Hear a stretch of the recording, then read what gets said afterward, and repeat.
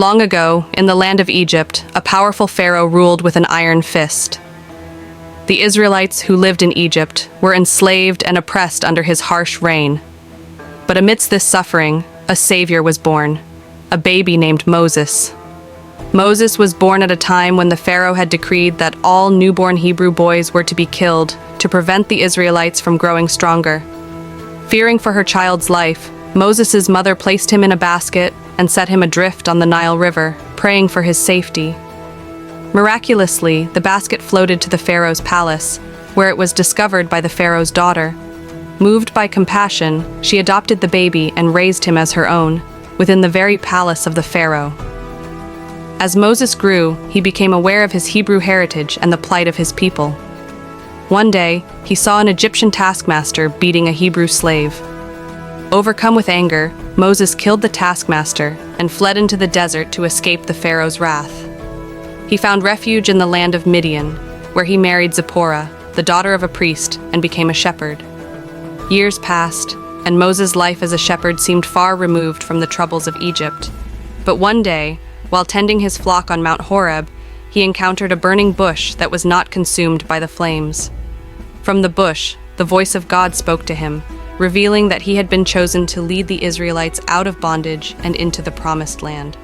Though initially reluctant and fearful, Moses accepted his divine mission. He returned to Egypt and confronted the Pharaoh, demanding the release of his people. The Pharaoh refused, and so began a series of 10 devastating plagues, each one a demonstration of God's power. Rivers turned to blood, swarms of locusts descended, and darkness covered the land. Finally, the 10th plague, the death of the firstborn, broke the Pharaoh's resolve. He released the Israelites, and they began their exodus from Egypt.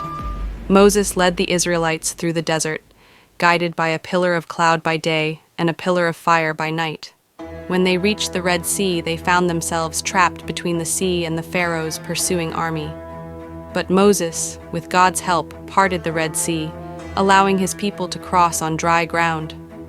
When the Egyptians followed, the waters returned, drowning the army and securing the Israelites' escape. In the desert, the journey was long and arduous.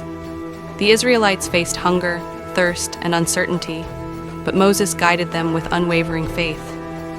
On Mount Sinai, he received the 10 Commandments from God, laws that would shape the moral and spiritual foundation of his people. For 40 years, Moses led the Israelites through the wilderness, enduring their complaints and doubts, and continually seeking guidance from God. He was a leader, a prophet, and a mediator between God and the people. Though he would never enter the Promised Land himself, Moses' legacy endured. He saw it from a distance atop Mount Nebo before passing away, leaving his people on the cusp of their new beginning. Moses' story is one of faith, perseverance, and divine purpose. It reminds us that even in the face of great adversity, one person can lead a nation to freedom and inspire generations to come.